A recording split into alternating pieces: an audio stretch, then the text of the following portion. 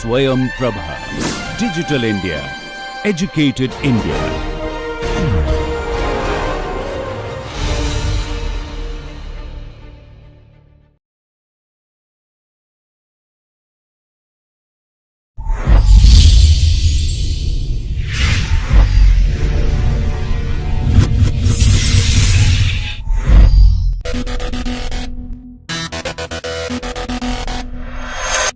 Introduction on infrastructure economics and also the discussion on the features of infrastructure. Now we are going to discuss the third topic, and that is the importance and application of infrastructure. So, the brief outline of this lecture will be the importance of infrastructure. We will discuss in detail that how infrastructure is an important step in economic planning, growth and development, application of infrastructure economics in different field, and at the same time we will conclude with how infrastructure and public policy is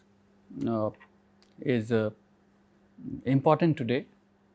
And to begin with, what is basically why infrastructure is so important. With a brief introduction on infrastructure, we have already seen and we have discussed that how infrastructure is going to help in determining the process of speedy economic growth.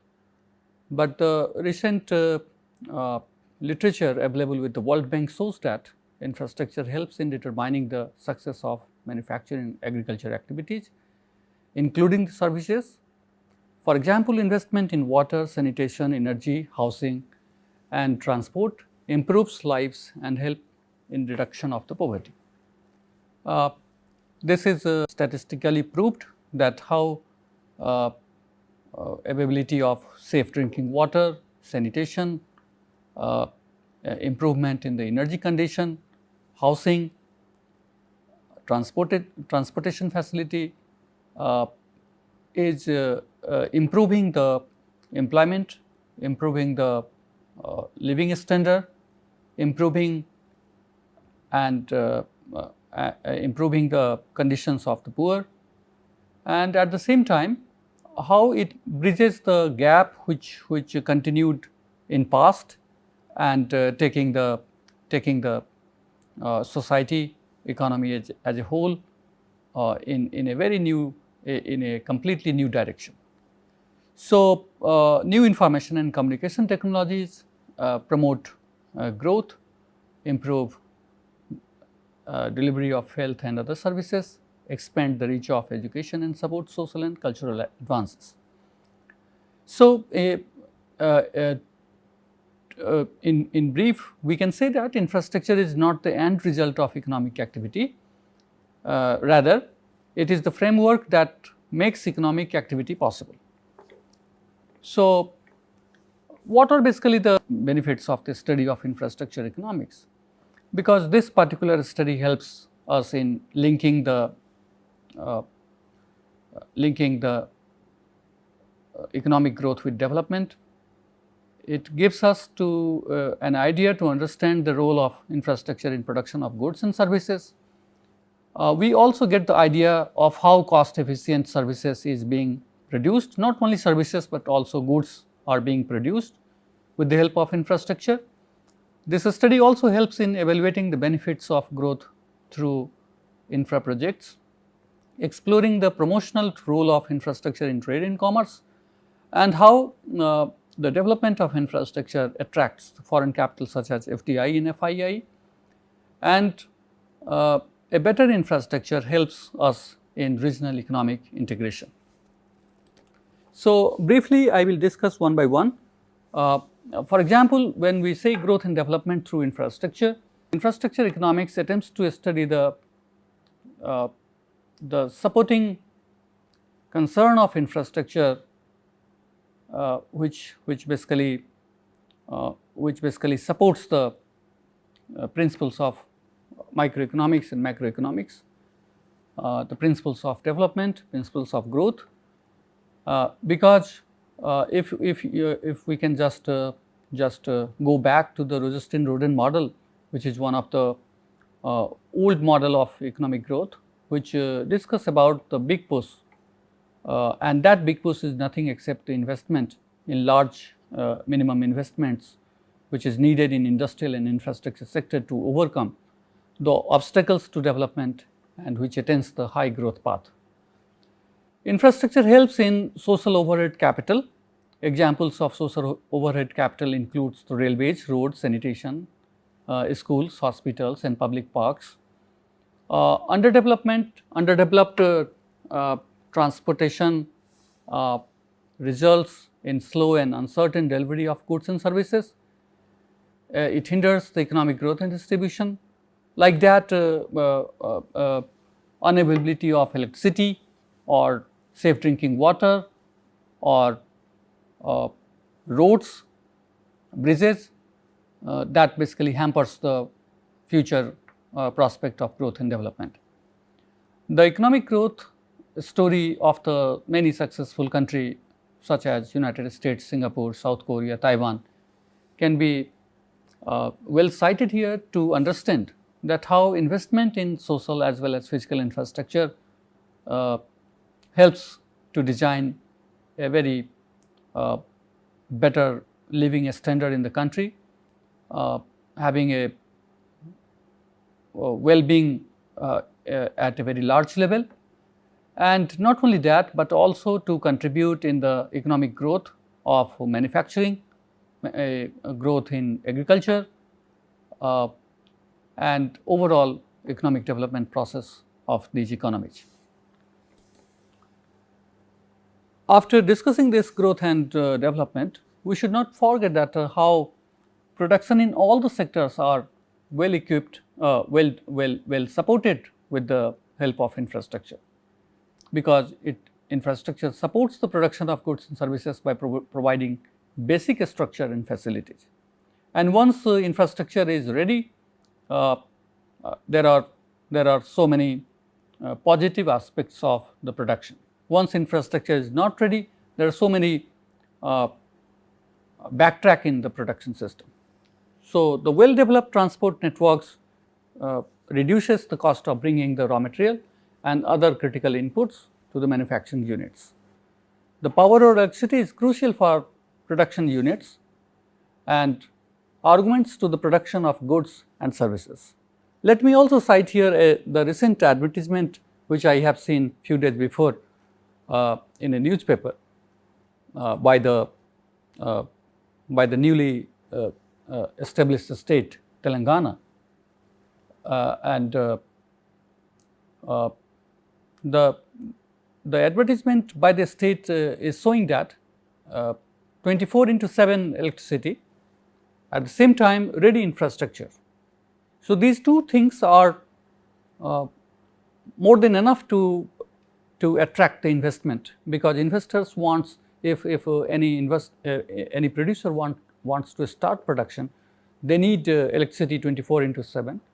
At the same time, they need other ready infrastructure to bring the raw material.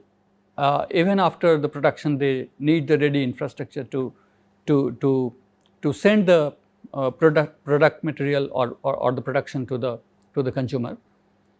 So, without such support, without such infrastructure support, it is very difficult to continue in the production, because production today is not only having the final product, but the production today includes the final consumption. The producer is no more a producer if the producer's product is not finally consumed, because we live we are in a very globally interdependent world and interconnected world where everything matters. When all the production matters, the final victory of a producer is not only in terms of what they have produced, but the final victory of a producer is how a producer is smart enough to sell it in the international market.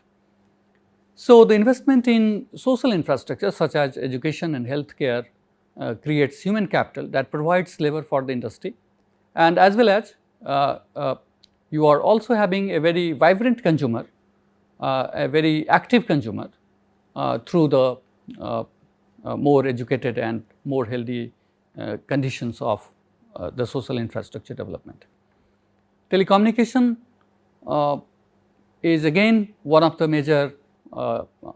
major contribution in the modern economic development, and that has really improved the marketing, and it has provided a very wide range of information to the consumer as well as to the producer.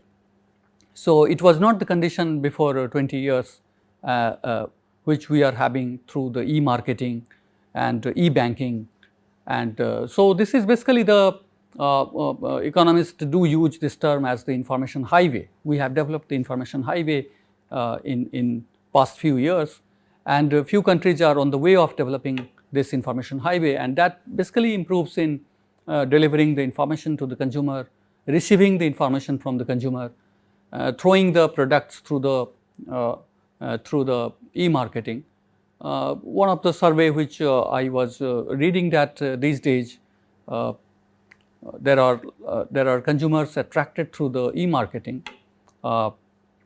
Different web marketing is going on, and the retail sector, especially the established shops, are not really having increase in the consumption in the consumer number of consumers, because they receive a threat, they receive a challenge from the e-marketing and e-business. So, this is a new turn in the market where through the help of information technology we are establishing a different type of network with the consumer, and that network is going to reduce the cost of delivery of the product to the consumer. And this type of experience and this type of marketing is the new way of marketing, new steps in the globalized marketing. So, the cost efficient production of goods and services is the prime goal of the world today, prime goal of the market forces today. So, in that case infrastructure is one of the major contributor. It is one of the major you can say facilitator to help the producers to reach to the market, or to get the raw material on a very low price, or to have the more and more inputs such as labor, and which is known as the mobility of the factors. If you have more mobility of the factors, you will certainly have the availability of the factors of the production. If you do not have mobility of the factors of production, producers are not really gaining anything out of it, because they are losing the sense of production. So, after discussing this, the interlinkage between the production and infrastructure, let me also discuss a little bit about the foreign capital in infrastructure. Because today, as we have discussed in our introductory lecture, that we are not living in a very in a command world or controlled world, or only a state run system, but we are in a free economy today. Majority of the investors are joining here and there, and they are looking for more opportunities and more growth. So, when they are looking for the country, which has more better infrastructure and better equipped infrastructure for their benefit. And in that way, we find here that some of the statistics is very clear that by between 2010 and 20, Asia required around $8 trillion US, especially for infrastructure projects. And we find a infrastructure investment gap, especially in Asia, Sub-Saharan Africa and Latin American countries, because countries having better infrastructure attracts more foreign investments. There are certain statistics like 900 million people are still waiting for safe drinking water in Asia and Pacific region. Similarly, 1 or 2 billion people are not having facility. So, these are the statistics which shows that we have to have foreign capital for the growth, for the development, and we need this foreign capital also to develop our infrastructure. So, we cannot really say that foreign capital will come without having a proper infrastructure base, but it is also important to figure out that how this foreign capital will be attracted, and foreign capital cannot be attracted if we are not really having proper support base for the infrastructure.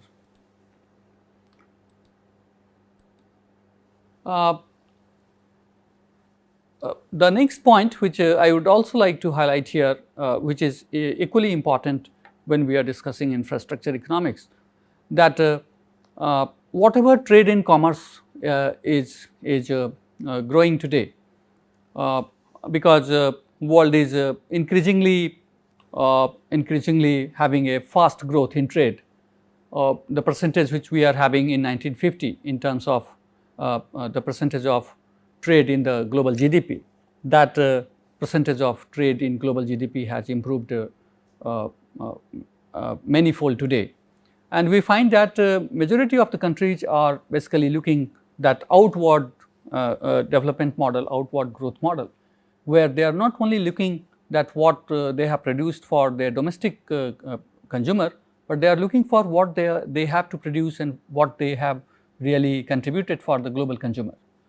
So, trade is regarded as the engine of growth today, and sound and adequate infrastructure is however needed for sustained growth of exports. Well developed and adequate infrastructure is essential for promotion and facilitation of production, because it brings down the cost of production, limits the transaction cost, and makes export competitive at the global level. According to 2013 Mercer's Cost Living Index and Seville's Life Work Report, Singapore continued to be the cost competitive compared with other major financial centers because of the well developed infrastructure facilities. So, this example tells us that how trade and commerce is one of the integral part of the infrastructure, and without having the infrastructure, it is impossible to really have growth in export, and even a country wants to import, it is hardly difficult. It is really difficult to have import also, because for that also you need infrastructure facilities developed in your country. Last but not least, I would also like to discuss that how infrastructure and regional economic integration working together.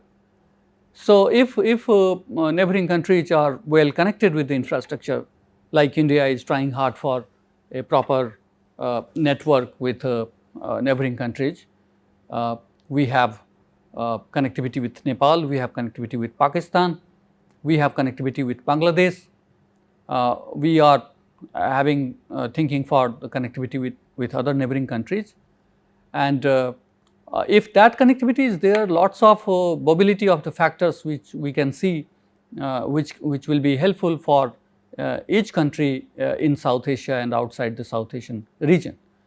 So, regional integration can take the form of either free trade area or custom union, that is a part of the international trade, and the institutional framework is provided by the adequate and proper infrastructure.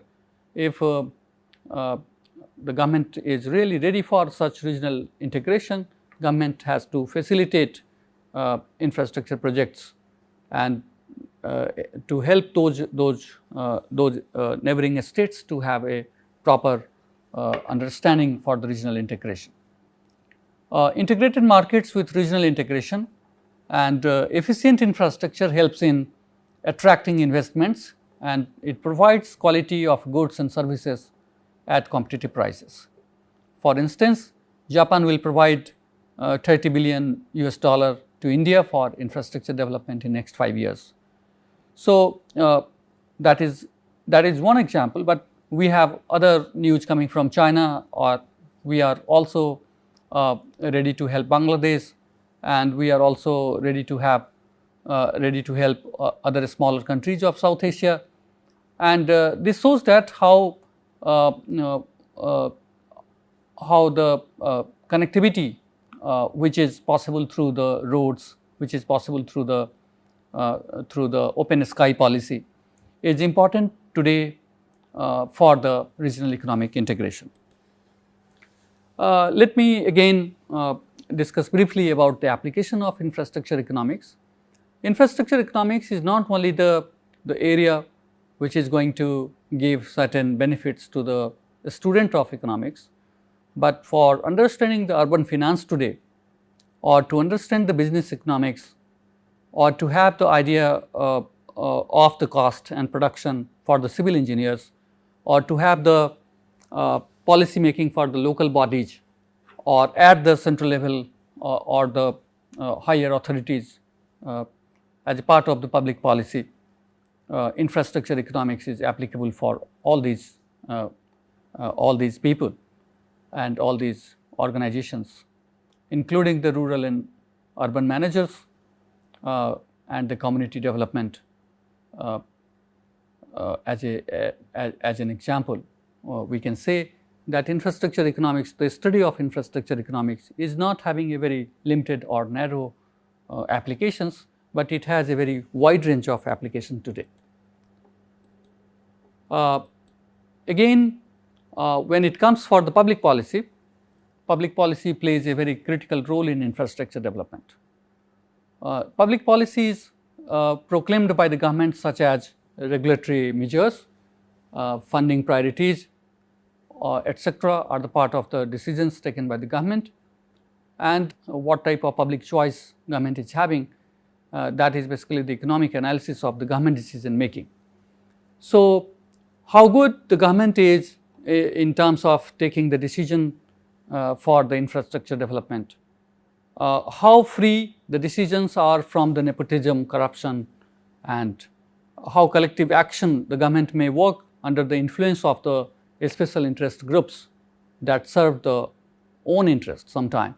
We have seen in many infrastructure projects in India, in many developing countries and outside India, that there are certain rent seeking approach when government approves a program that benefits only a small group of people within the society, but whole society pays the cost for it. So, it is high time for us to really interlink the infrastructure and public policy. There are certain states which is basically welfare states. Majority of the states are basically coming out from their welfare approach, and but at the same time we cannot the government cannot run away from the welfare responsibility of the society, because ultimately economics deals with the welfare of the society as a whole. So, one cannot really decline that one cannot really decline from the responsibility of the welfare, but at the same time it was found that particularly in more prosperous and democratic societies which distributes resources extensively to provide for the health, education, employment, housing and income, that basically supports for its own citizen, especially many Eastern European economies today, they really have a better welfare system, better welfare income distribution compared to many Asian countries which are really having large population, but they are not good in terms of distributing the welfare income because of various reasons, because of not having a proper employment generation or not having proper understanding of economic growth. Generally, majority of the workers are still depending on the agriculture for the livelihood. That is the major feature of the developing and least developed countries. And if there is no transition from, no occupational change from agriculture to industry and industry to services, then the people are some of the people are either having disguised unemployment, or their marginal productivity in agriculture is basically 0. So, in that situation, when we say to improve the human being conditions, to improve the living standard, to improve the quality of life, to have a major development, it is indeed important to have the infrastructure not only in the urban area, but also in the rural area. So, the urban and rural infrastructure should go together in many developing country, and the policymaker or the public policy bodies should not really avoid to have the infrastructure development in the rural part, because more we are developing the rural part, more we are avoiding the migration from rural to urban part. And if we are avoiding, if we are somehow restricting this migration, we really require less infrastructure in urban part. So, taking lessons from the different part of the world today, it is indeed important for the policymakers, public policymakers, to think on how infrastructure can be made on the low cost, and how it can be maintained for longer period of time, and how much we can really restrict the misuse of infrastructure and the rent seeking approach in the development of infrastructure. So, with this note, I would like to basically conclude this particular lecture, saying that the importance of infrastructure, it is not the issue for us to ignore, but it is very important for us to again have the further linkage of infrastructure with growth, development, and with trade, commerce, regional integration. And as long as we are not really connecting infrastructure with these aspects, the study of infrastructure economics will remain concentrated at a very restricted level. So, it is indeed important to really look for the study of infrastructure beyond the country, and to have the final view that how infrastructure is not only good for a country, but the infrastructure development is good for the regional integration, global integration. Thank you.